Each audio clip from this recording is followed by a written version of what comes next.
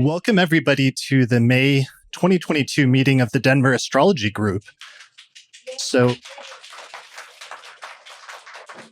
this is our second meeting back in 2 years. And this is actually, I started this group in May of 2008. So, this is actually our 14-year anniversary today, I believe.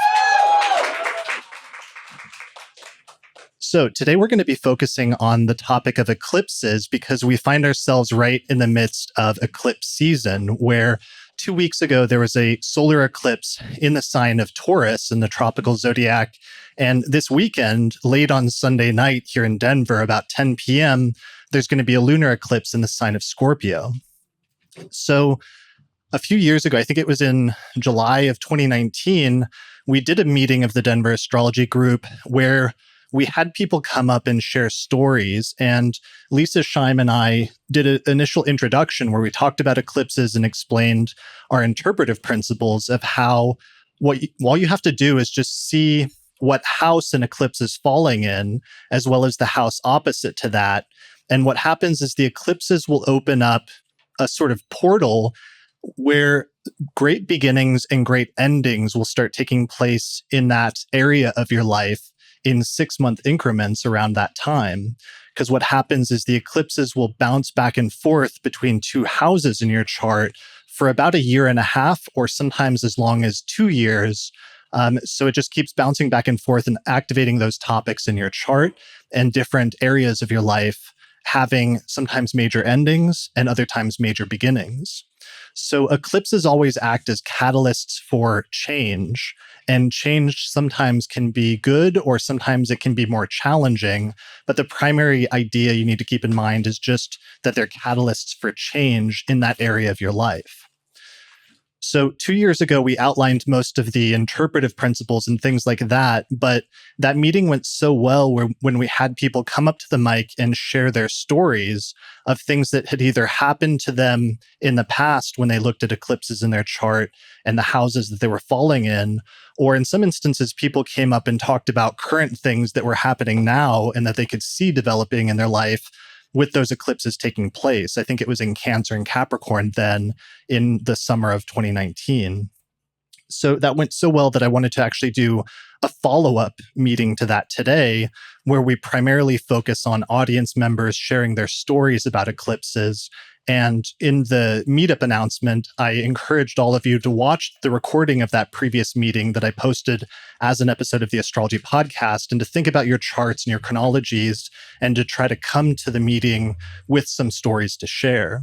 So for some of you, you may already have some, and we're going to have you come up to the mic and share them over the course of the meeting. For others, as people talk and share their stories, I want you to use the handout on eclipses that everybody got when they came in, and to start thinking about your past chronology and major events that happened in your life, and see if you can connect your life events with any past eclipse series falling in those houses in your chart.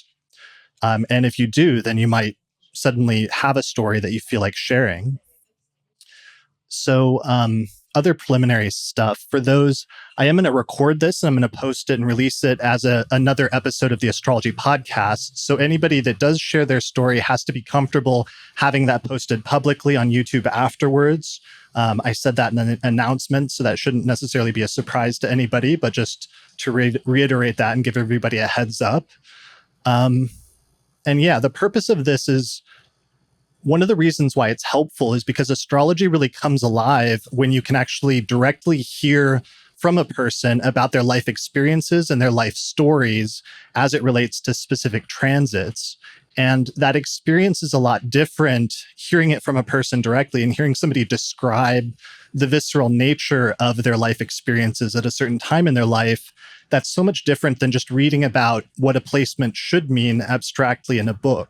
So that's one of the reasons why we're doing this, because dialogues between people and the sharing of stories is actually a really integral part of astrology that's always been part of our tradition and history, because astrologers have always sat down and read charts with clients and have always primarily delivered interpretations or delineations or consultations as a verbal exchange or a dialogue between the astrologer and the client. And it's through that back and forth discussion between astrologer and client that the astrology and the way that the astrology is manifesting in a person's life actually starts to emerge during the course of the consultation. So part of my other reason for doing this is that with people coming up to the mic and then us talking to them and hearing their story and asking additional questions, it's partially replicating what happens in an actual astrological consultation. So if any of you haven't had an actual consultation with an astrologer before, I'd highly recommend it, either whether you're a student of astrology, an enthusiast, or even if you're a professional astrologer yourself, or you're thinking about starting to read charts for clients. It's a really good idea to get a consultation because then you can actually experience what it's like. And in some instances, if you go to a number of different astrologers, you can get a sense for what you want your own style of consultations to be and some of the things that you want to focus on or emphasize that you liked when you experienced that yourself, versus maybe in some instances, there could be things that you didn't like or you feel like you could do better that you'd like to adjust when you start offering consultations to other people. And I think that's really important because a lot of students, a lot of really thoughtful, conscientious astrologers or students of astrology actually put off offering consultations or reading charts for other people far longer than they need to or far longer than is necessary. But one of the things that I like to say that people often don't realize until very late in their studies is that only about 50% of learning astrology is book learning or happens through book learning. And the other 50% only happens when you start sitting down with people regularly and talking with them about their charts. So it's actually a really integral piece of learning astrology. And there's never going to be a point in your astrological studies where you feel like you've learned everything that there possibly is to know and there's nothing more you can learn, because it's a lifelong study and astrologers are constantly, even very late in their life, learning new things every time they sit down and talk to a client and read a new chart that they haven't read before. The big secret in astrology is that astrologers are actually getting something and learning something from having a consultation with a client at the same time that the client is learning something new as well. So it's a two-way exchange. All right, so that's some of the preliminary stuff. One of the things, the diagram or the illustration I have up right now is from my friend Paula Bellomini, who makes illustrations for me and diagrams. And this just shows the eclipses that are going to take place this year, which are happening in the signs of Scorpio and Taurus. And they're basically just going to bounce back and forth between Scorpio and Taurus every 6 months. So right now we're in the middle of the first full set of eclipses in Taurus and Scorpio. We had one eclipse last November where it started crossing the sign boundary and moving from Sagittarius and Gemini over into Taurus. So we did have one Taurus eclipse, a lunar eclipse on November 19th. But this month and over the past couple of weeks, we're having the first full series in the signs of Taurus and Scorpio. So it's fully activating this axis, and then it's going to stay in that axis, activating those two signs all the way through, I think, the later parts of 2023. We're still getting some eclipses in like Taurus or Scorpio, I believe. And actually, I have a diagram in order to illustrate that. Here it is. So this is a little excerpt, which is also on the handout that I've given each of you. And I'll post a link to this handout in the description below this video for anybody watching the recording afterwards. So this just shows the dates of both upcoming eclipses through the next few years up until 2025, but also different eclipses that have taken place going all the way back to 2004, because I thought that was a long enough time frame where people can remember and think back to events in their life a decade or two ago in order to track some of these eclipses. So here we can see the first Taurus eclipse happening back here November 19th of 2021, the current Taurus eclipse happening the 30th of April, 2022, and then the Scorpio eclipse that's about to take place on Sunday happening on May 15th or about May 15th. But then after that point, we'll continue to have eclipses in October and November in Taurus and Scorpio. It'll start to switch to Aries in April, but then we'll still have some residual eclipses like this one in Scorpio in May of 2023, or all the way into October 28th of 2023, still having an eclipse in Taurus. So everybody right now, as they're watching this or thinking about this, should think about where the signs Taurus and Scorpio fall in your own personal birth chart and what houses those two signs coincide with. So for my purposes, I usually will be using and recommending, or in my personal practice, I use whole sign houses where you just identify the rising sign and then you count that entire sign as the first house, the sign after that is the second house, the sign after that is the third house, and so on and so forth. And just thinking about what whole sign house the eclipse will fall in will tell you a lot about what topics or areas of your life will be activated. However, you can also use the same technique with Placidus or Porphyry or any other house system, depending on your own preferences. And if you do have a preference besides whole sign houses, when you come up to the microphone, just let me know what it is, and I'll cast your chart using that house system. All right, so here's a diagram that just shows some of the significations of the houses that we can expect might be activated when eclipses start falling in that part of your chart. So the first house primarily relates to your body and physical incarnation, but also your character and your spirit. So there's often dual significations of like body and mind that come up when eclipses start falling in the first house. And of course, whenever eclipses fall in the first house, that means there's also going to be a secondary set of eclipses falling in your seventh house, which is the place of relationships, partnership, marriage, and other people. So when an eclipse starts happening in the first house and the seventh house axis, it goes in this sort of teeter-tottering between self and others in the person's life for about 1.5 years or 2 years. In other instances, when the eclipses move to the second house, eighth house axis, it starts activating the sector that has to do with your own personal finances and financial resources, or secondarily, the resources of other people in your life, which can include things like your partner's finances, but also things like debt, inheritance, and other topics like that. Third house is communication, short distance travel, and education. And that's opposite to the ninth house of foreign travel, religion, beliefs, politics, but also education, such as college learning. The 10th house is career, reputation, and that's opposite to the fourth house, which is like your home, your living situation, and your parents. The fifth house is typically things like children and creativity. And it's opposite to the 11th house, which has to do with friends, groups, alliances, and your hopes and wishes for the future.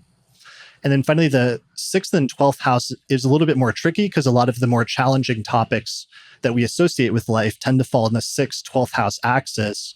But some of the topics that come up when eclipses fall in the 6th house can be things like focusing on your health and what it takes to maintain good health, or avoid or address things if difficult health issues come up. And the 6th house can also have to do with your work, or if you find yourself running a business, it can have to do with people that work for you or like employees. The 12th house, on the other hand, when that is activated, sometimes issues pertaining to mental health can come up.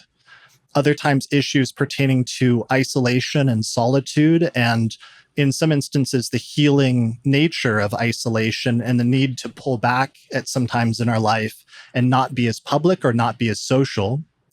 And the 12th house can also have to do sometimes with people that we don't get along with in our life, or that work at cross purposes to us, which can sometimes be, as the ancient astrologers say, just outright enemies or people that work against you. But in other instances, it can also relate to sometimes things that we do that undermine our own efforts in life, or ways in which we work against our own best interests. So that's a really rough outline of some of the topics we should expect to see activated. And there's a bunch of additional variations and nuances and details that will come up when different houses are activated in the chart. But that gives you a rough outline of what we'll be paying attention to and looking for. Does anybody have any questions about eclipses or the interpretation of eclipses, or what we're going to be looking for or just questions about how this is going to go before we get started with people sharing examples? No? Okay. Who has researched this ahead of time and feels like they have a really good example of a set of eclipses, either in one house or in two houses across an axis, that they found in their own life and feels like coming up to the microphone to share their story? Bethany?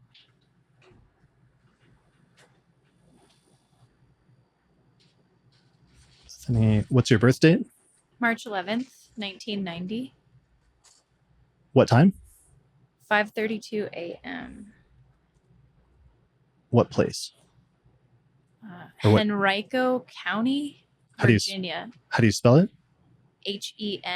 HENRICO. Usually it comes up. Virginia? Virginia. All right. So you have 26 Aquarius rising? Yeah. That's correct? You know, I haven't actually memorized the degrees. Okay. Oh, wait, I can check in my book. But that's probably it.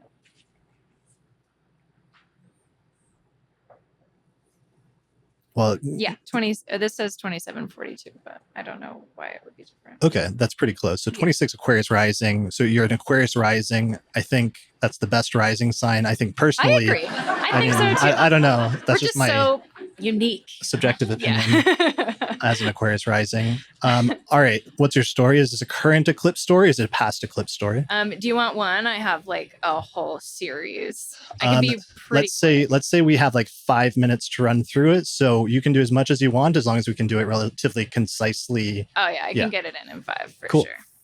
So I figured we'd start with like the 2020 thing, since that's how long it took us to get back here. Okay. So that was the Capricorn Cancer eclipse series. Mm-hmm. So that was bouncing back and forth between your 6th and your 12th houses. Yeah.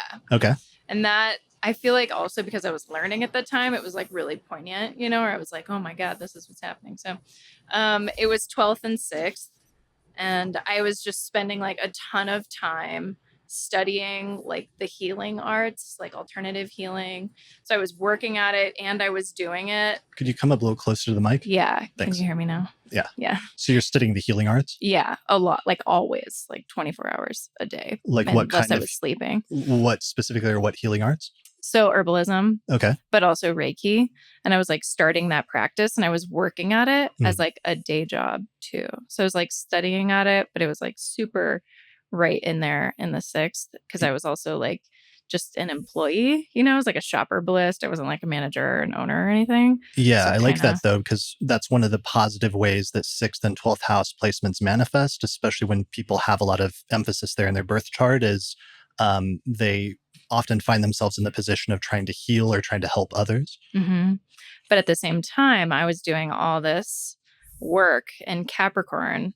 So it was like isolated. I mean, it was just me and like my coworkers or my classmates. And that was like it. Right. During COVID, the pandemic. You know? Right. Right. And so I was like at home and I started working a lot on myself. So I actually went to therapy for the first time and did internal family systems therapy.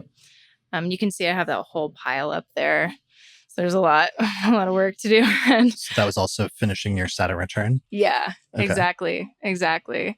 Yeah, so I was like working on like the structure of my body also, because I was doing a 12 series, like a Rolfing 12 series.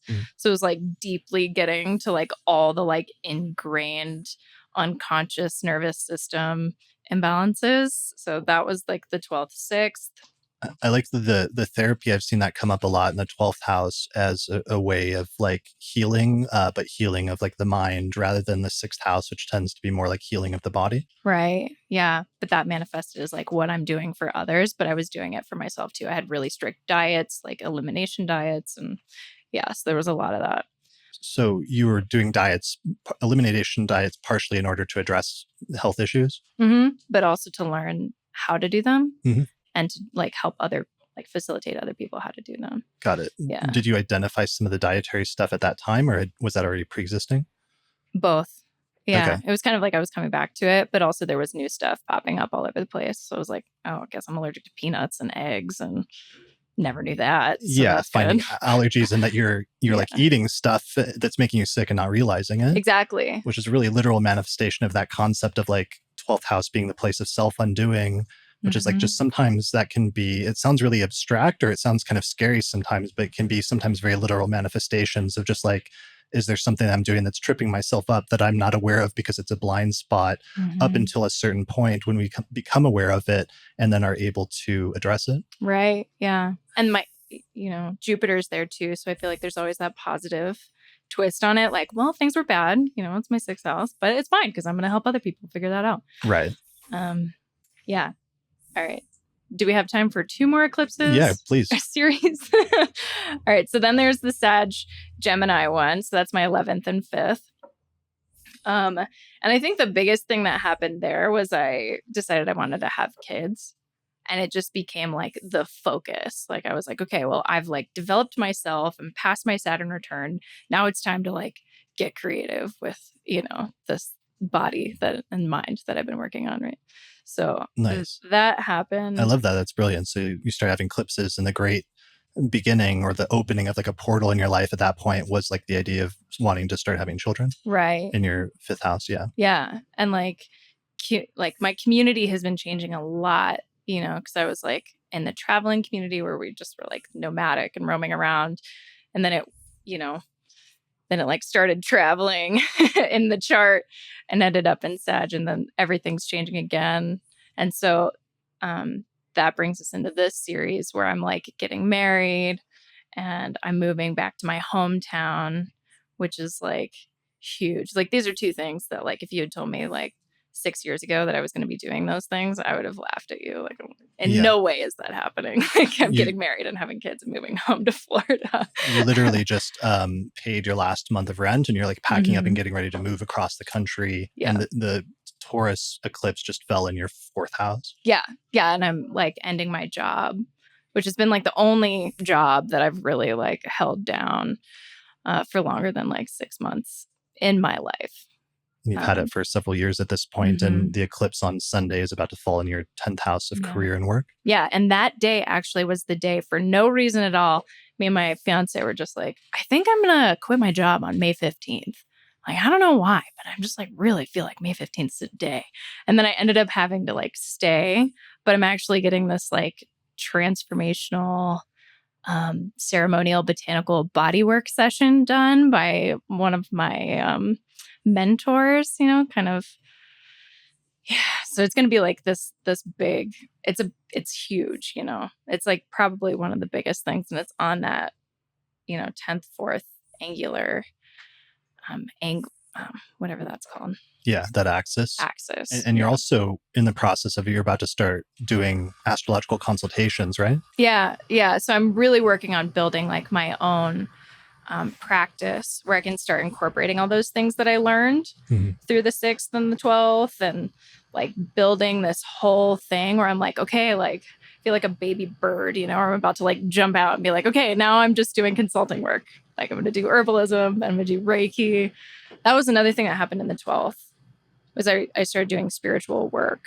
So it was like literally work in like the unconscious, like spirit realm. Right. Like just using my intuition. There's nothing else there really, Yeah. Yeah. So here we are. That's brilliant. I love that. And that's so exciting that you're having both, like you're moving and having a major relocation across the country with the 4th house eclipses, but then also with the 10th house stuff, you're moving more into starting to offer consultations and sort of becoming your own boss in some sense versus having worked for other people up to this point. Right. Yeah. So it's like all transitioning. You can see it. Yeah, it's crazy. Right. Yeah. And didn't you were almost going to have your first astrological consultation or give your first consultation on the Scorpio eclipse on Sunday, and it may be rescheduled, but yeah, definitely. Yeah. So I thought it was really funny just because that, and the thing you said earlier about how you were being attracted or drawn to quitting your job also around the same date, your current job. Like eclipses have a way, they have this like magnetism to them, or almost like a black hole, except not in a negative sense of just like drawing things into it through a sort of like gravitational vortex in your life, where suddenly you start feeling drawn towards doing certain things and either ending certain things or beginning major things at that time. One of the things that everybody should pay attention to, though, is that sometimes at the time when you're experiencing it, you may not realize or experience it as a major beginning subjectively at that time. And sometimes it's only in retrospect or years later that you look back and realize, oh yeah, that thing that I started then actually turned out to be a big deal. And that's actually one of the reasons why we're largely focusing on sharing past stories, because actually a lot of you right now, there may be some major thing that's happening in your life right now, but you're not registering it as being a significant event because currently it may look like a relatively minor thing. And it's only in retrospect that you'll be able to realize how much of a life shift and how much your path in life kind of diverged at that point around the time of the eclipses. So I like all your examples for that reason, because now we can see some of this, but also you have a good sense of how major some of those things are going to be in the long term. Yeah, it's weird. Like, especially the fifth house one, where I was just like, oh, like, I don't know what happened, but I woke up and all of a sudden I wanted to have a baby, and that had never happened before. And Right. and it was a little later, it took a couple months, but it like progresses. Like, I wonder what song I heard on that day or something, Right. where I was just like, me too. I also want a baby, Right. Yeah. Okay. Yeah. I love that. Thank you for sharing that. That was really good. Great. Yeah. Pleasure. Yeah. All right. So that was a really good example to start with. Does anybody else have an example that they want to share that comes to mind? Yeah. All right. What's your first name? Amy. AMY. What's your birth date? March 12th, 97. What time? I was born at... there's a lot of people in the room that just felt very old all of a sudden. Like, yeah. 9:46 p.m. Or sorry, 9:44. Yeah. Many people, including myself, I want to put that out there. Just like, I was born in Troy, Michigan. Detroit?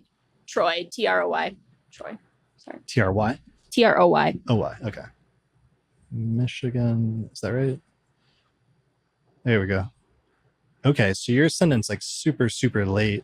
Yeah. I just want to mention that. I don't know if you rectified it, but like normally if you were like a client, I would have to rectify your chart, just because if we set it for 9:44 p.m., the software program defaults to 9:44 and 0 seconds.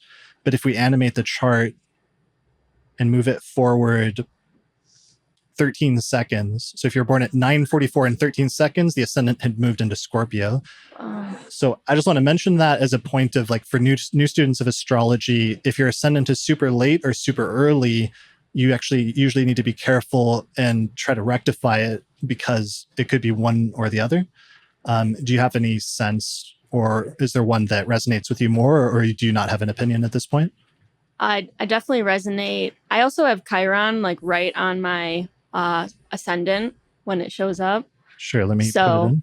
I definitely resonate with Scorpio very much, but I also feel like I have a little bit of the Libra, so it feels like a good mix. There it is. Okay, so you have Chiron and one Scorpio? Yeah.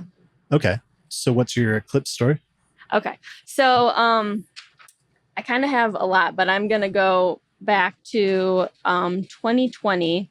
Well, I had basically a spiritual awakening in 2018 in the July eclipses. I went to Africa.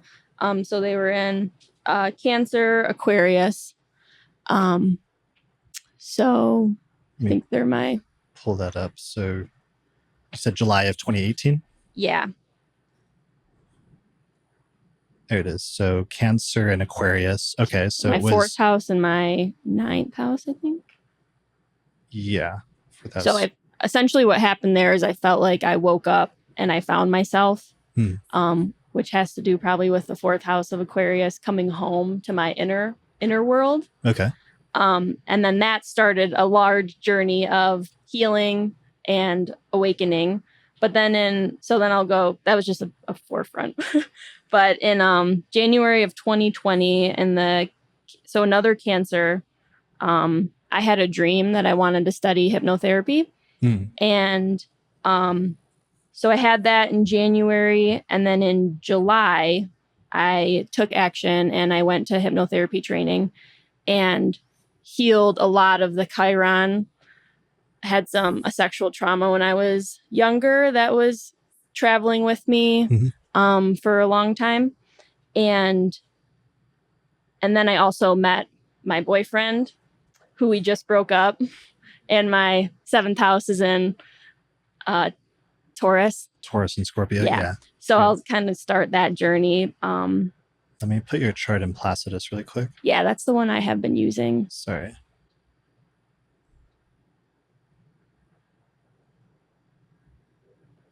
Oakland.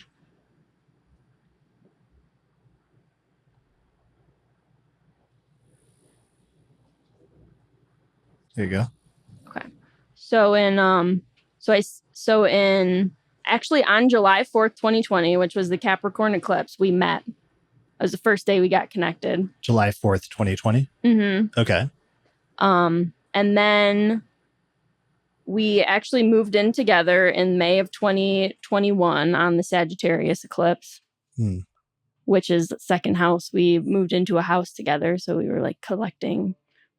Sharing resources, exactly. Right.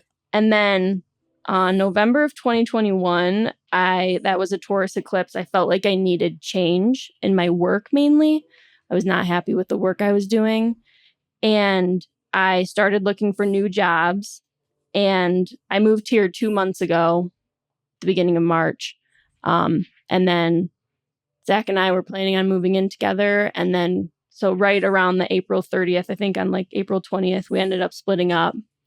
So there's been a large dynamic of finding my own feet again, finding my own self. Yeah. Who am I? Very first house. Yeah. Like, who am I without him?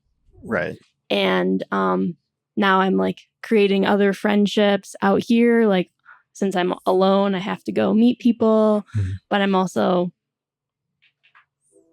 I have a large urge to do I know that I want to be an entrepreneur, and that's kind of bubbling at the surface.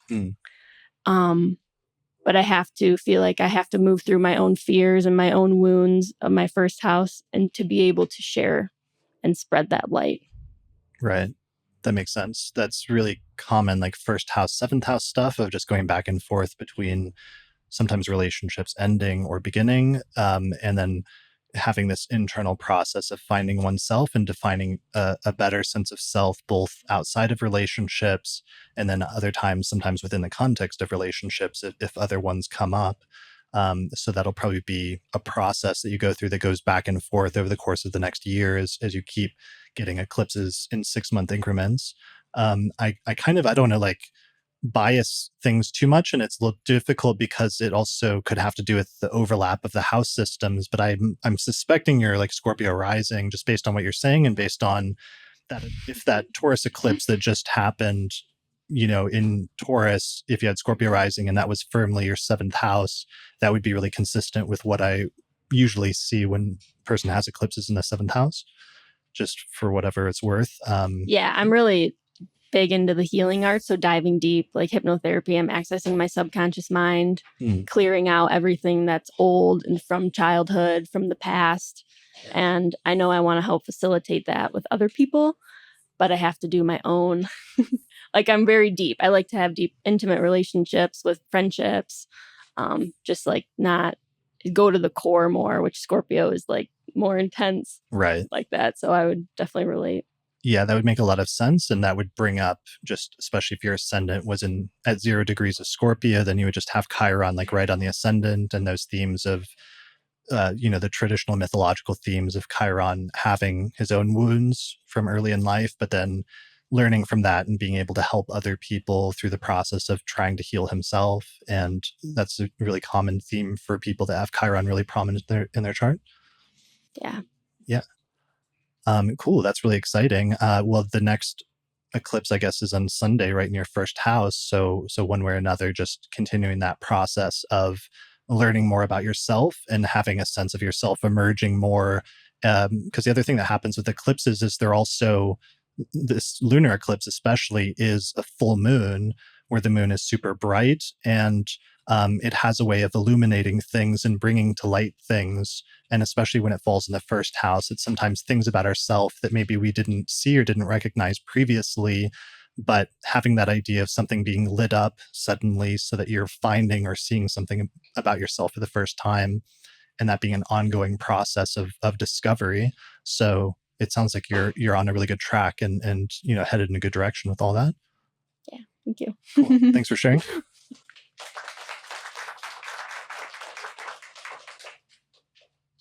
All right. Do you have one? Cool. All right. What's your first name? Alex. What's your birth date? May 21st, 1989. What time? 2:43 p.m. And Yeah. city? Brunswick, Maine. What house system do you want to use? Whole, please. Okay.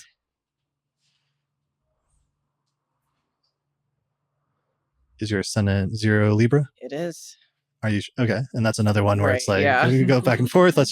But for you feel pretty confident about Libra. Or do you feel like it could go either way? Well, so I spent a few years thinking that I was a Virgo rising, and then I double checked my birth certificate, and this happened. So that was a whole thing. That's that's an astrologer thing. Everybody, whatever your parents have told you, birth time, I don't care like how certain it seems to be, but especially if it's rounded, if it's like, just always check the birth certificate because you never know. Like I had that with my sister where I had her birth chart for like 10 years and it was 1:30 a.m. And then suddenly we find her birth certificate and it's like 8 minutes later and the ascendant changes signs. So it's like, what are the odds? Yeah, exactly. It's almost like the Murphy's Law of astrology that if like the birth time could be off and like change something major, it absolutely will, just to mess with you. Yeah. I just have accepted it. Okay. So, okay, yeah. cool. All right. So what's your eclipse story with Libra rising? So I'm thinking really in a current mode, so the second eighth axis, but I'll go back a little bit. I started a doctoral program in English and creative writing at DU in fall 2019. And so basically what that means is that if you're in that program, you're paid and you work for the university, you teach undergrads, you work in the writing center, you're employed in addition to being a student, whatever. So the pandemic hit. And so my cohort and I, when the summer was approaching, because we're not paid during the summer, we all asked the university, so what are we supposed to do? What's your advice? And the advice was to apply for unemployment. So we did that. And it worked out, but then I got notified. No one else did. I was notified in summer 2021 that it was actually a mistake and I owed all the money from the previous summer back to the state. So that began a bit of a journey with a lot of crying and talking on the phone to random people at the labor offices, whatever. But so what ended up happening so this past fall, around November, so second week of November, I get notified that I have a hearing. And so I'm going to talk on the phone and kind of explain myself. So I get on the phone with this very nice person and I explain, so we're hired by the university. We are employed. This is a form of employment. And what I end up finding out is that at DU, if you are a graduate student working for the university, on paper, you are not actually an employee. So second house mystery business. But so then nothing really happened as a result of that hearing. The guy was so nice. He was like, this is clearly an issue of, really semantics. And so I just kind of let it lie. And then in beginning of April, I get contacted by the labor offices again. And they say, it looks like you've been dealing with this for a long time. We're going to fix it for you. And you actually qualify for pandemic aid, not necessarily unemployment, like a different thing. And so that was my April.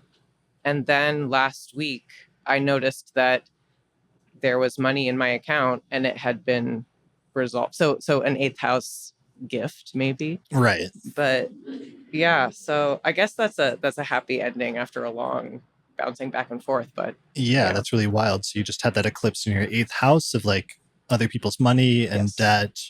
And suddenly, not only was it resolved, but you had an influx of money coming out of nowhere from this other entity. Right. Nice.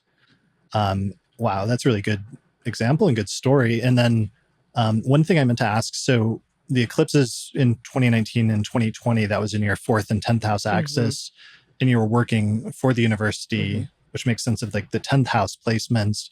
Were you living on campus? No, okay. I live on Cap Hill. Okay, Capital. Okay, I was just curious if your like home and living situation came into play at all, since you would have had 4th house eclipses taking place at the same time. Well, I did. It was. So usually in the summer I go back home to the East Coast generally to do like dog sitting, house sitting type things. So the fact that that wasn't an option, it was like a 4th house intervention or something, an interruption. You got held back from relocating like you would normally do over the summer? Yeah. Okay. Yeah. That would have been not just eclipses, but also just Saturn sort of grinding through part of your 4th house at that time as well in your Saturn return. Gotcha. Yeah. Okay. Well, that's really interesting. Do you have any sense of, so you're about to have an eclipse in your 2nd house for the first time on Sunday. Yeah. You had that influx of money. Do you have any sense of how that might play out, or like any themes that are starting to come up that might be relevant in terms of your 2nd house? Yeah. So, well, I'm finishing up the sort of on-site portion of the program, and we actually, my cohort had to compete for funding. So another sort of 2nd, 8th thing, but I received the funding. So essentially I'm allowed to relocate for my 4th year and work on my dissertation, wherever I need to. But I'm also going to be doing work for a friend who's a rising Scorpio, Pluto in the 1st house. Nice. And that has been going on remotely, sort of off and on all this year. And it's about to be a more in-person, regular source of income. Nice. So you're establishing a regular source of income, and you also, after competing for funding, were able to get funded where maybe you could have not, or you could have like lost that competition. Some of us, some of my group did not get funded, and that's actually caused not a rift exactly, but it's, we've been in this situation, starting this program in the pandemic where we've supported each other, sometimes remotely, and we came to this impasse, and it's like, there was nothing that those of us who got funded could do for the people that didn't get funded. And that was painful and bizarre. And because you just can't, no one has enough to help other people in the group who don't have anything. Right. Yeah. Well, that's an amazing example of just 2nd house topics coming up and being so relevant in terms of either enabling you to do something, or alternatively in a way that could have blocked you completely in your tracks from doing something or pursuing a course of action. But in this instance, actually getting the green light to proceed or to go ahead with what you wanted to do. And that's really important with eclipses because, like I said, sometimes it can open up a window and take you in a direction, but other times it can also like close a window or provide you with a blockage where you cannot proceed further and you have to like go in a different direction in that area of your life. So it's interesting seeing that version of that or that scenario play out for you here in this instance. Thank you. Yeah, thank you for sharing that.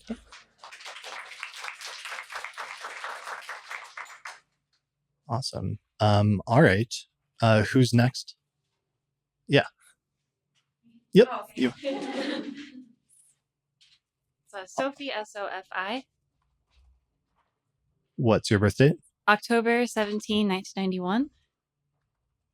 Time? 11:47 a.m. in Detroit, Michigan. House system? Holstein's good. Okay. All right. Do you have 9 Sagittarius rising? Yes. Cool. All right. So mine's pretty simple. It involves 2 different houses. So this was, let's see, the June 5th eclipse on 2020. In 2020, I broke up with my ex. Sagittarius? Was that Sagittarius? Yes. Yeah. Okay. So yeah, I was in Sagittarius. I broke up with my ex. Literally, I didn't even know astrology back then, and it was like within a few hours of the eclipse.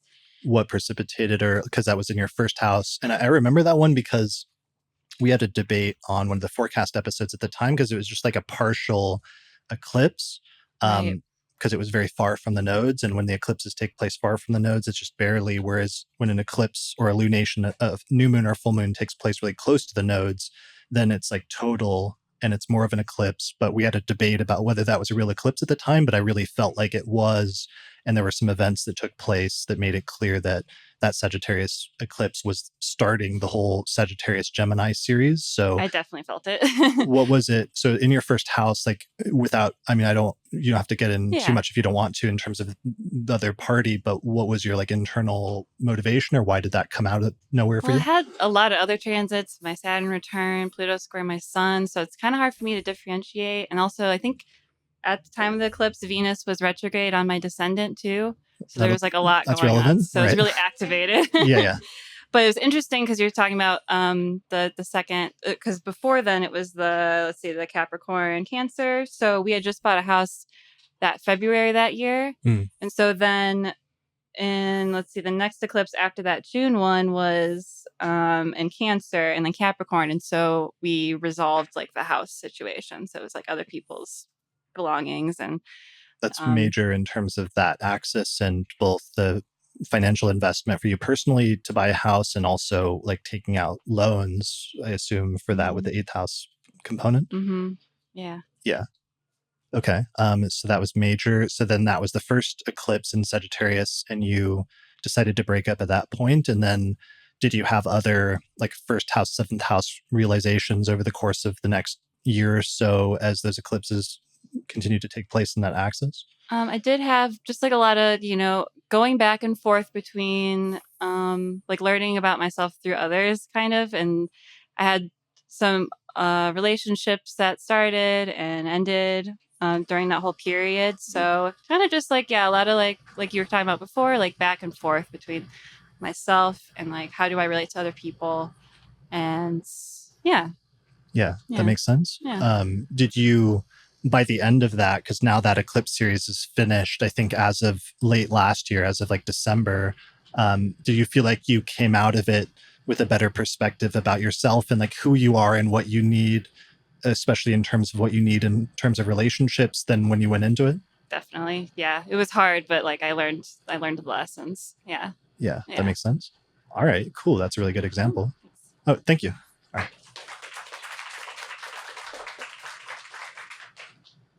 All right. Who wants to go next? I'm just going to start picking people if nobody raises their hand. Are you in the back? What's your name? My name is Lisa. Lisa. Elisa. Okay. What's your birth date? 3378, March 3rd, 1978. To make you feel a little less older. 19, what 78. year? 78. Okay, no, that's good. I feel good about that. What's your birth time? It's 9:06 p.m. in Fairfax, Virginia. All right. Oh, wait. House system? Oh, whole sign. Okay. And is your ascendant 20 Libra? Yeah. So another Libra. Nice. So, yeah, I mean, one of the things more relevant is that I've been seeing is this Taurus Scorpio. And it's interesting because it's kind of reflecting back on the Taurus Scorpio eclipses that happened in that elongated time between 2012 and 2014. And at that time, my husband and I had just kind of gotten together and we were really strongly financially building our family and just our world. Mm-hmm. And so that was really the focus at that time. Like I was working full time. He was building his business. It was just full on. So like merging your finances, but also generating income yourself. Exactly. Okay. Exactly. And now we have 3 kids and I've been home and And he has, over the past couple years, kind of thrown all of that up in the air, like for good reason. But we're kind of at this point now where we're like taking this chance, which I also see as being Uranus and that 8th house as well with the nodes. And we're kind of at this point where it's exciting, but also scary, where we're making this big leap as far as his business and that goes. And so that's really how I'm seeing, this Taurus Scorpio eclipses go. And as far as the Scorpio end, from my point, it's really been this deep experience of self-value, really, and just these different illusionary ways that I've placed value on myself in different ways that maybe haven't been working and that sort of thing. So yeah, that can be really important. Second house theme is issues of self-value, and sometimes people generate their sense of self-value and self-worth based on their income or like how much money they can make. But sometimes at other times when that's not going well, or when there's a period of reflection, realizing that there's like other ways to determine your value of who you are and what you are, that's not necessarily always like financial. Yeah, definitely. It's taught me a lot about the second house and how much we tend to emphasize the financial element of it, where for me, it's been just this huge, like this really deep self-value excavation almost, which feels very Scorpionic in a way too. Yeah, excavation is a great Scorpio keyword. Yeah. So, but I mean, almost like moving backwards from that real quick too, when the eclipses were in Gemini and Sag, which was in my 3rd and 9th house, I was enrolled in between 2 to 3 different trainings. Like I just breezed through most of your trainings online at that time. And I'm doing several others as well. But you're studying astrology and just studying astrology. Yeah. And other related elements too.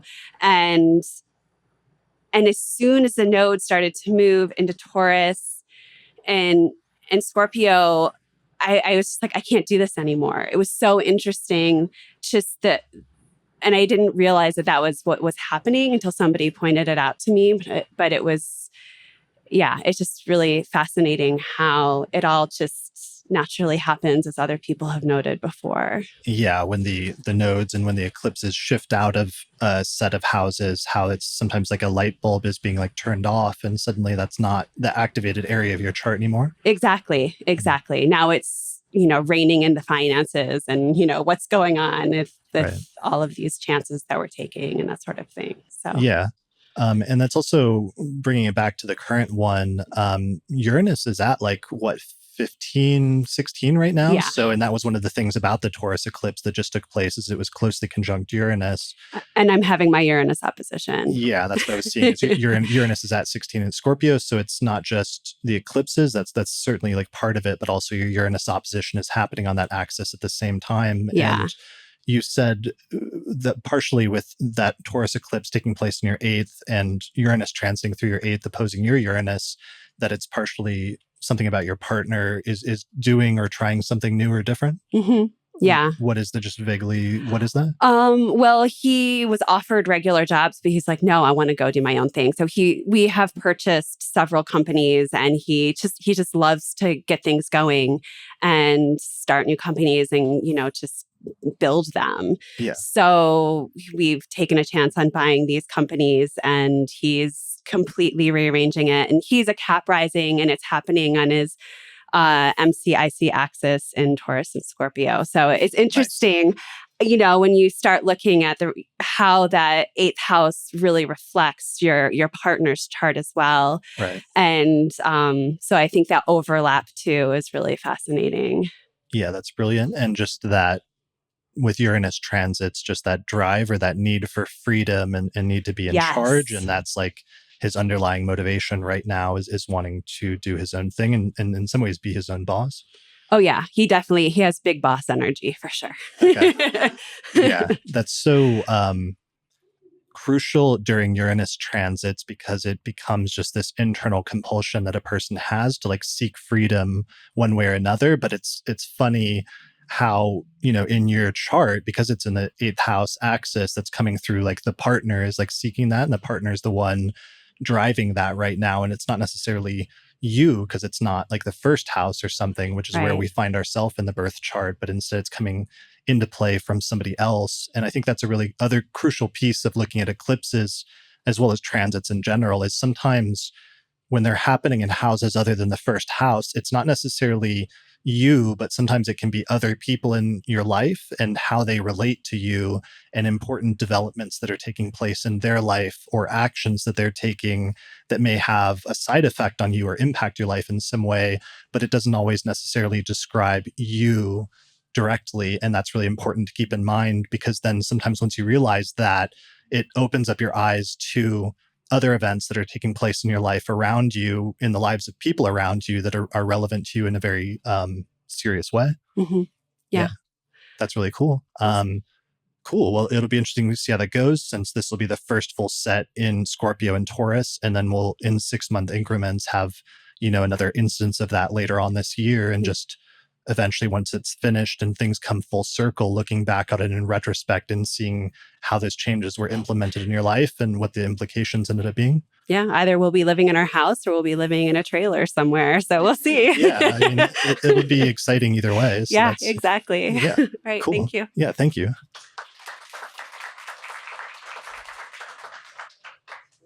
All right. Who would like to go next? Any new people? How many people is this their first time attending a meeting? Wow, that's like 75, 80% of the room. That's really great. Because, we were off for 2 years now, so we're just getting things going. And I know a lot of people watched these meetings on YouTube and wanted to attend, but we weren't doing it during the pandemic. And yeah, if there's anybody, we're going to keep doing these on the second Saturday of each month at 2 p.m. here at the Mercury Cafe. So hopefully that'll be a pretty regular thing. Sometimes we schedule kind of late. I'm going to start trying to fly in speakers in the future. And one of my ideas and sort of like gears that are turning in my head is bringing out other prominent astrologers and having them together lead workshops like this, so we can see how different astrologers look at charts and get different perspectives, but also have that sort of like community or audience interaction, which just leads to some interesting things. It can be kind of like unexpected, because you never know what's going to happen during the course of those sorts of discussions. But I think sometimes it can be so deep and interesting and profound that it's kind of like worth taking the risk of going into the unknown. So yeah, people listening to the recording should find us on meetup.com and just search the Denver Astrology Group and sign up for it. And you'll get the notifications as soon as we send out an announcement about the next meeting. All right. Who would like to go? Ashley? Oh, and then afterwards, you. Okay. All right. My name is Ashley, and my birthday is November 30th, 92. 3:55 p.m. and it's in Longmont, Colorado. All right. Are you 28 Taurus? Yeah. Taurus rising? That's right. Yeah. Okay. And so maybe you guys can kind of help me piece some things together. But I guess something that kind of stood out, we have a lot of people talking about like 2 and 8, that axis. Right. But I kind of want to start on the Cancer, Capricorn, 3 and 9 for me right now. I had a job in 2019. That actually, it was the week that COVID kind of started. So end of 2019? Let's see. Or you mean end of 2020? Oh, I'm sorry. I think I'm confusing my dates. Let me see here. So basically the year leading up to 2020, so 2019, most of 2019 into 2020, Okay. I worked this job that I basically like worked alone in a room making tinctures, and I was able to listen to the astrology podcast like literally for 8 hours a day, every single day of the week. So I do have like notebooks full of notes. Right. And that was a very like 3-9 thing for me, like learning and just bringing that home. So eclipses were taking place in your 9th house, and you were like doing intensive astrology learning, basically. Yeah, very intensive. And like I was working, but not really focused on my job. I was like trying to focus on learning what I really wanted to be learning. So that was just something I kind of noticed. And then 2020, Friday the 13th of March, I got laid off from that job unexpectedly. And let's see, that would have aligned with, I guess that would have also been like kind of Cancer going into Sag at that time. And let's see, Sag is 8th house, 2nd house.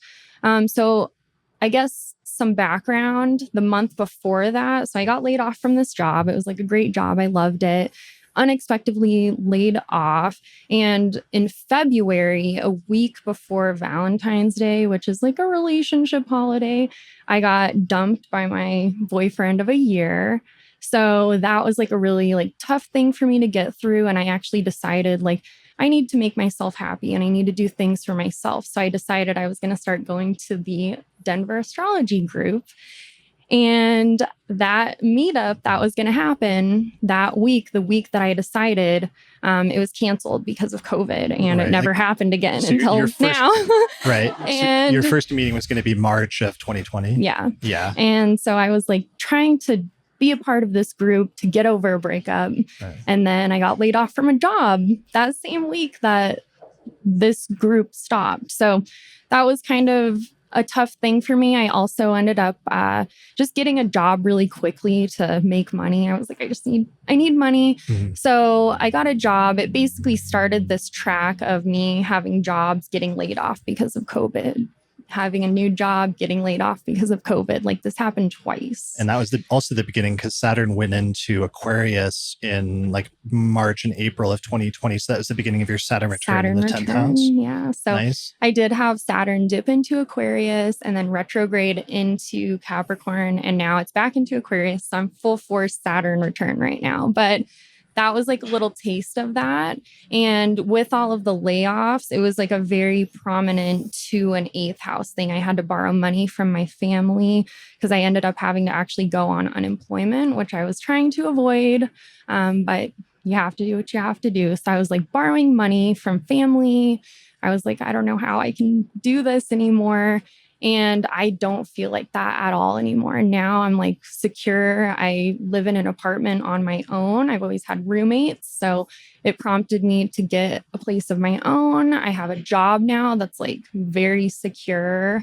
And now I'm transiting into my 1st and 7th axis with these eclipses. And before we get there, so basically 2020, later 2020 and 2021 was the aftermath of the breakup. And also, I'm sure that changed some of the financial picture as well in terms of like not having like a partner to pay like half of rent or something. Definitely. So like we had this house, this awesome house with a yard and a dog, all these great things. And we depended on each other to kind of pay half of the rent. And it went from that to I went and moved into a friend's basement for a little while. I met people online that we got a house together. I didn't know them. That didn't work out well. And yeah, so it did prompt me to try to get financial security on my own. And I didn't think I could do it, especially after borrowing money from family. Like, how do you start from a good place there? So yeah, so now I do have that. And it's just a very 2nd house, 8th house thing for me with like my own personal security. And I feel better being alone now because I can do it. Right. That makes a lot of sense. And that brings up some of the meanings of the nodes. One of the things I find interesting about like the Indian tradition of astrology is they have a much more sense of the nodes like shaking things up and sometimes destabilizing things. Yeah. And it seems like a common theme that we've heard a few times so far is like the nodes moving into certain houses and eclipses starting to take place and that shaking things up or sometimes destabilizing or bringing things to an end. But then by the time that eclipse series finishes, you've gone through this whole journey of sort of discovery and of like trying to find balance in that area of your life and eventually usually accomplishing it to some extent so that you can look back and feel like you've made progress by the time those eclipses stop taking place in those signs. Yeah, definitely. And I would say like, I mean, I have found security in the job that I have now, which happened during the eclipses in my 2nd and 8th. And so, yeah, it's, extreme endings with a lot of jobs ending and then new beginnings as well. And I am excited to see how this series goes with the Scorpio, Taurus, 1st, 7th. I think it'll be positive for me, hopefully, in terms of like everything I just went through, ending the relationship, getting financial security, and now how can I focus on myself, but also maybe share that with another or even just one-on-one. Like, who knows how that could manifest. Yeah, for sure. As it jumps back and forth over the next year or so between your 1st house and your 7th house. And then you had one in like late November already where the first eclipse took place in Taurus. And that's kind of recent. And we just had a second, so it may not have fully formed yet. But do you have any idea, were there any things that came up with that eclipse, or those 2 eclipses starting to take place in Taurus that are sort of like clear in terms of greater understanding of the self or more focus on the self for some reason? Mm-hmm. So I would say around that time, so my ex that, broke up with me during that other time, had been talking to me and like being kind of like leading me on a little bit. And I finally put my foot down after years of being codependent and deciding that I don't want to play these games anymore. I care about you, but I care about me more. So nice. Yeah. Nice. So that happened around that time, November, December of last year. Right. So it's kind of, going into my first, like, it's about me. Yeah. And asserting of self and your own sense of selfhood and what's important to you. And sometimes the need to put ourselves first, like that old cliche saying, sometimes can really make sense when eclipses start taking place in the 7th house, and going through a process of feeling more comfortable doing that at certain points in our life. Yeah, definitely. Yeah. So those are just some examples. Thank you for helping me tie them together. Nice. That was awesome. Thank you. Awesome. Did you have one? Yeah. What's your name? My name is Linda. What's your birth date? 11/17/1953. What time? 5:10 p.m. Denver.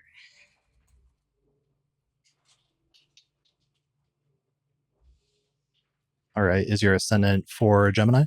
Yes. What house system do you want to use? I usually do Reggiomon. Okay. That's cool. Is that we got a William Lilly person or Renaissance? No? Yeah, Okay. yeah. Okay.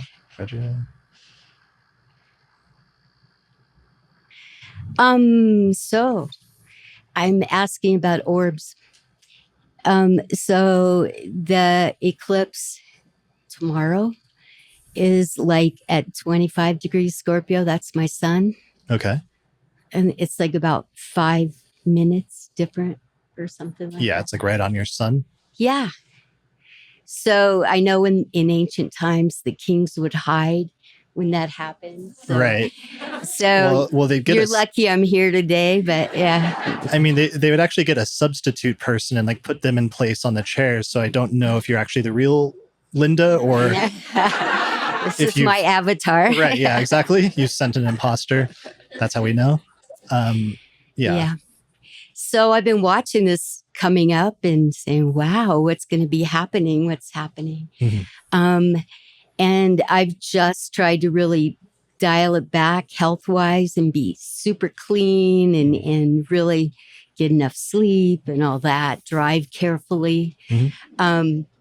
But what's happening is an ending.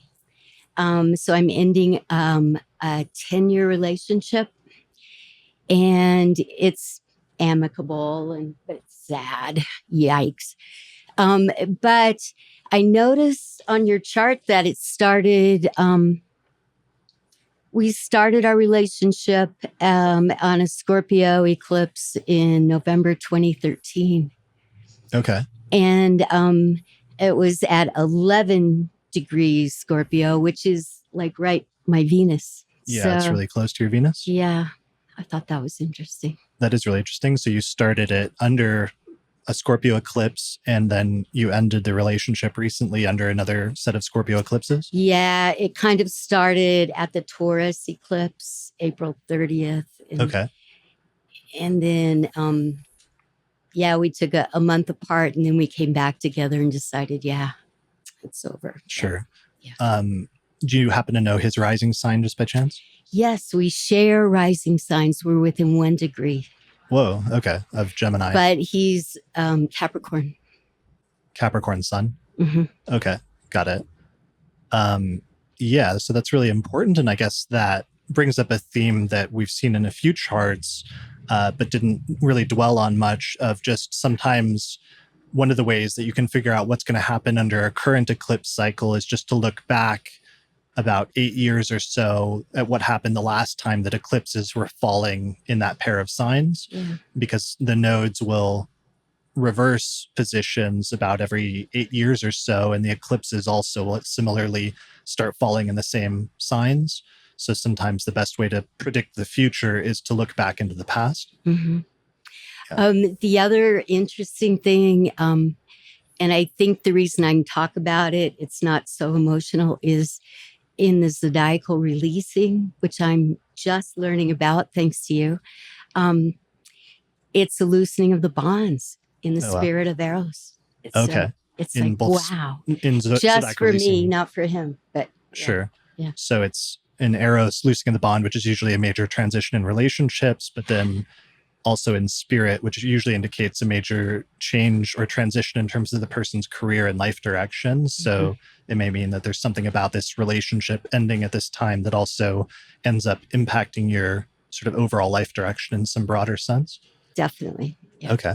Interesting. Well, that raises a good point, which is just, even though we're focusing on eclipses here, of course, no techniques in astrology work entirely in isolation, and we all always have like multiple overlapping things going on at once, so that in reality we should all be like paying attention to like multiple things that are happening that are describing different things that are happening in a person's life at any one time. So I definitely don't want to give anyone the false impression that eclipses work entirely just on their own. So that's a good point, that other techniques can also sometimes give you more insight into the specific area where things are taking place when eclipses start happening. Yeah, that loosening of the bonds is May 18th. Okay. So I'm like, the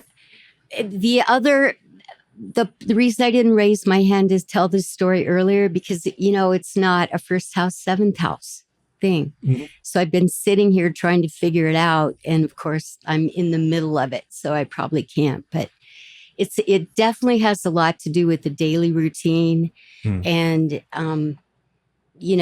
wanting space in my daily routine, that kind of thing. So. Right. Yeah. Daily routines and changing that. I mean, it's tricky because you have that large stellium of 4 planets all in Scorpio.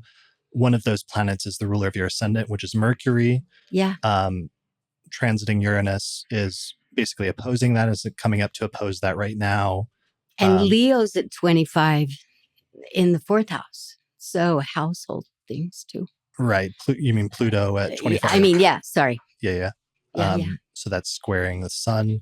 Yeah. I mean, sometimes that can be part of it, is just when a person has a huge concentration of planets and eclipses start taking place, because each of those planets rules 1 or 2 houses, it indicates like a concentration all in one sector of the person's chart. So when eclipses start hitting there, it can really activate like a bunch of different topics at once. Yeah. So that's really interesting. And then you've just said you've started focusing on some health things just in order to be proactive about stuff. Keeping it basic. Yeah. Okay. Nice. And that, has that changed some of your daily routines, or how has that impacted you? Yeah. In attitude. Yeah. Okay. It's like, this is a healthy way to do it. Not like, oh, I have to do this. Yeah. Yeah. That's major like 6th house theme of just like the things that we have to do in order to maintain health and vitality, and those things that we work into our lives as a matter of routine and repetition. Yeah. Okay. They feel good. Yeah. You do good. Yeah. Yeah.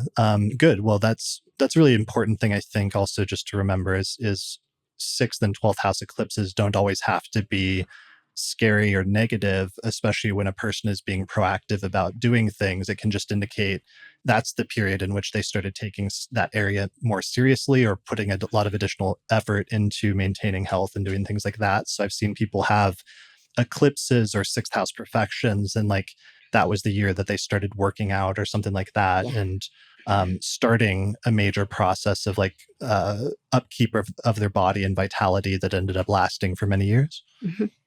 Yeah, cool. Thank you. All right.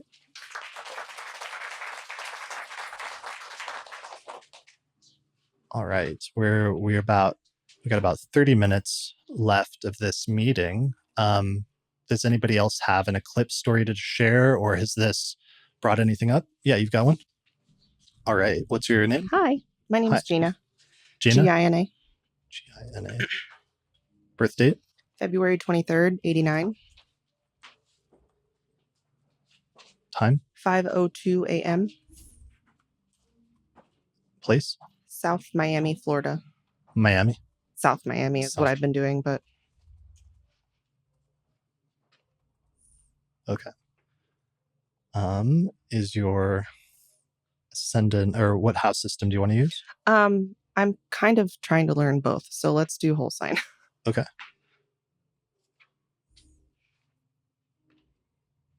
All right. Is your ascendant 1 degree Aquarius? Yes. Okay. So I wasn't planning on coming up here. Okay. But I kind of was sitting and like scrolling through my Instagram trying to piece some things together. Yeah. And I have 3 that are somewhat sequential. And I'm kind of new to this, so I might need a little help. Sure. But We'll do it together. so February 10th, 2017, I was living in Florida, full-time job, working in mortgages, married, owned a house. February and 10th, 2014. 2017. Okay. So we're talking about roughly around a Pisces eclipse. Yeah, February 10th. I think is that the Capricorn one? Oh, sorry, Leo. Oh, February. Okay. So it's Leo and Pisces that month. Yeah. Okay. So on that day, literally that day, I posted a bunch of pictures of, I went up to like Blue Ridge, Georgia with my parents and my husband and his parents, and for my birthday as like a birthday thing. And while I was there, I just out of the blue decided that we're going to move to Colorado.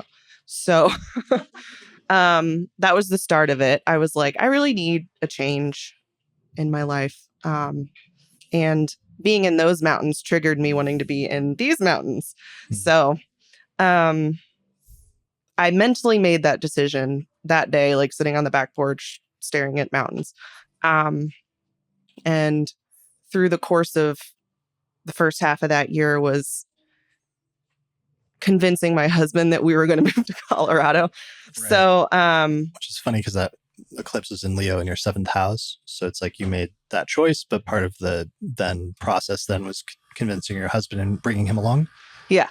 Yeah. Okay. So I'm having a little hard time like justifying the house relevance the house access relevance. Right. So that's probably where I need a little help. And then the next thing that happened was August 21st, 2017. Okay. Specifically on the day of that eclipse. And I remember it because like everybody in my office went outside to see it because we could see it. That was the Great American Eclipse. Yeah, I guess so. We had the little crescent shaped shadows all over the ground, which I thought was really cool. Right. So that day I was keeping the secret from my job that we had just put our house on the market and we were moving to Colorado. Okay. So I can't remember exactly, but I think a couple days later or maybe a week or so later, it was the announcement to everybody, job, family, our house is going up on the market, all that was shortly after that. And we were moving. I got a job. My husband hadn't secured a job yet, or he was like almost secured the job, but I got a job doing mortgages here. And then we moved in late September, early October-ish. Okay. And then the last one is July 12th, 2018. This one I found the most significance. So 2 days before that, on July 10th, 2018, I got laid off from my mortgage job, all out of the blue.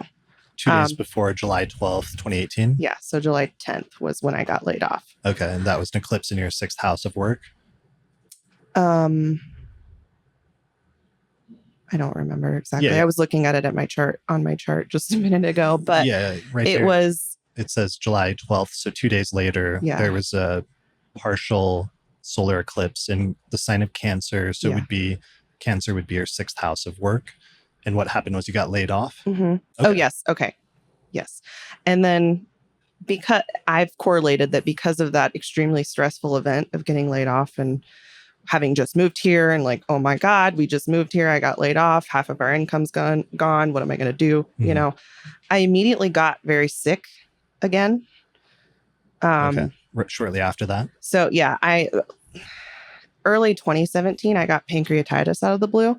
And then right after that eclipse, right after I got laid off, I got pancreatitis again. Okay. And then it just like spewed a bunch of whole other health issues that just all kind of came up around the same time that lasted for about a year. And it was a big struggle. Okay. Yeah, it's one of the things that starts happening because the eclipses and the nodes move backwards. You are coming out of a set of eclipses taking place in your like 1st house of body, but then also starting to go over to the 6th house, which can be both work, but also sometimes health or in some instances like illness or ailments.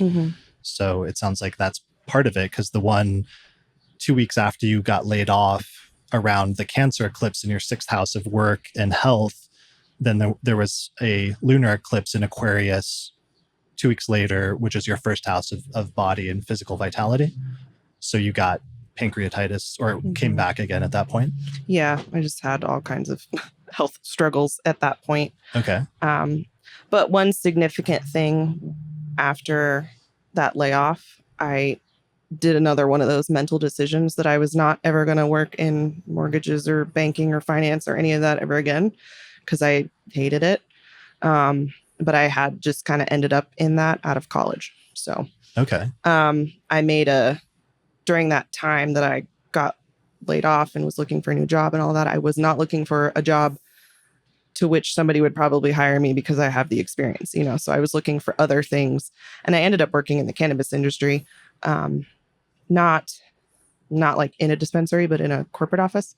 As one does when they move to Denver. I mean, that's like from Florida. Right. Yeah.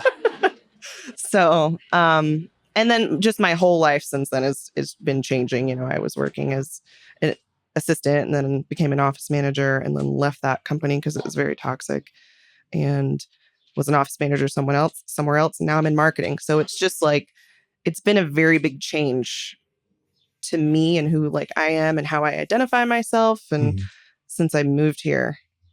Yeah. I mean, it sounds like part of it was just, it's like we can see this here, July 12th, 2018. That was the 6th house eclipse, which is both work and health or illness. And the dual things that were happening that month of getting laid off and just sudden ending of a job, which is sometimes an eclipse thing, like a sudden ending. But also the health stuff kicking up again. But then having an eclipse then also take place in your 1st house. And you said you had a change where you decided for yourself that you didn't want to do a certain type of work anymore. So it sounds like that was partially motivated by like an internal change and a realization about like 1st house self and like what you wanted or who you were and what you wanted to do in the world. Is that kind of where it came from, or how would you describe that? Yeah, I was that. Those July eclipses feel like I can make the most sense of them with my limited astrology knowledge at this point. But sure. Yeah, it was definitely just a big mental shift. Like I'm done with this being this person that I'm not. And I'm going to try to figure out who I am. Yeah, that makes a lot of sense. What's funny about that is like in presidential elections, sometimes like the last several presidential elections, the person who has eclipses taking place around the time of the election in their 1st house usually ends up being the one who wins, because they end up going through a similar process of having to like reevaluate who they are, because suddenly they go from like a politician or whatever they are up to that point to being like the president of an entire country or you know, leader of the free world or whatever you want to call that. and a complete redefining of their like sense of self and what they're here to do at that point. And it's interesting hearing you describe a sort of version of that as well when it came to that change that you made at this time. So now the eclipses have shifted to your 4th and 10th house axis, and you're about to have a lunar eclipse in Scorpio in your 10th house in a couple of days. So it seems like that's again going to bring the focus back to your work, but also more broadly, not just 6th house like job things, but instead like what you want to do in the world and what you want your direction in life to be after this point will probably become a major part of the focus over the course of the next year. Do you have any realizations at this point in terms of seeing where that's going now, potentially in the immediate future, or where are you at in terms of like work and career? Yeah, so it's funny that you say that because I've been thinking about like work and home a lot lately. So we did end up buying a townhome late 2020, early January 2021. And I like it, but I mean, I still just want to be out in the woods somewhere in like a little cottage or something, instead of like within a town city. And I've been thinking about work a lot. Like I definitely am so much happier like working in marketing because it really I identify with that from a creative sense and like fulfillment on what I'm doing and having fun, doing my job, instead of just like numbers because I don't like numbers. So I was thinking like maybe about a week or two ago, I was telling my husband that I felt like I wanted to move again all of a sudden. And I was like, I don't know where this is coming from. I have no idea where we would want to move. And he's not going to move. He's got a great job and it's been stable. Like it's not a thing, but it's in my head for some reason.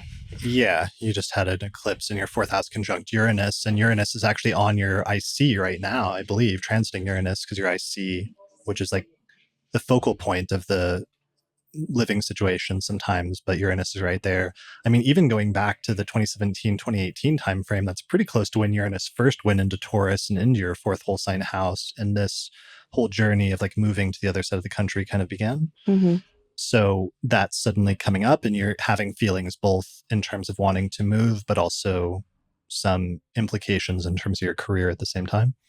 Yeah, I mean, everybody made a sound, but I'm not sure that I know the significance of what you just said about Uranus and all that. But yes. Sure. Yeah. I mean, Uranus can sometimes just be like we were saying earlier. It came up in one of the charts of they're having 8th house Uranus transits and their partner was wanting to make major changes. And there was like a drive for asserting his own freedom within the context of his career and his financial income. For you, having a Uranus transit in your 4th house, there can be a similar desire to suddenly like break free of something that you feel like is holding you back, or to shake things up and try something new is usually just the sense of a Uranus transit. When it's going through the 4th house, it should theoretically then pertain to some extent to your home and living situation. So just that kind of makes sense in terms of what you're describing. Okay. Yeah, that makes sense.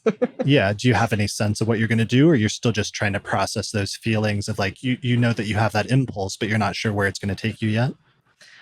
Yeah, no idea. I can't see it, like there's no like realistic picture in my mind of what could happen. So I'm not thinking about it a whole lot, or trying not to think about it. So yeah, I don't know. Yeah, that's okay. I mean, sometimes one of the pieces of advice I think astrologers give people going through Uranus transits is to try to think outside of the box. And if there's something that you maybe previously or earlier in your life considered to be like a great ideal or idealistic thing, but just too off the wall or too unconventional or just not feasible, I guess I would just revisit that and try to consider whether that is actually feasible, or that sort of unconventional or unique setup that maybe you always idealized but could never achieve. If there's some way that you could achieve that now, whatever that means to you relative to your own like desires and like ideals in terms of your living situation and what you would want out of your life. Okay. Yeah. Thank you. Cool. Thank you for sharing that. And let us know. We'll have to come back and do this at the end of the Scorpio Taurus eclipse series. And maybe we could check in again at the end.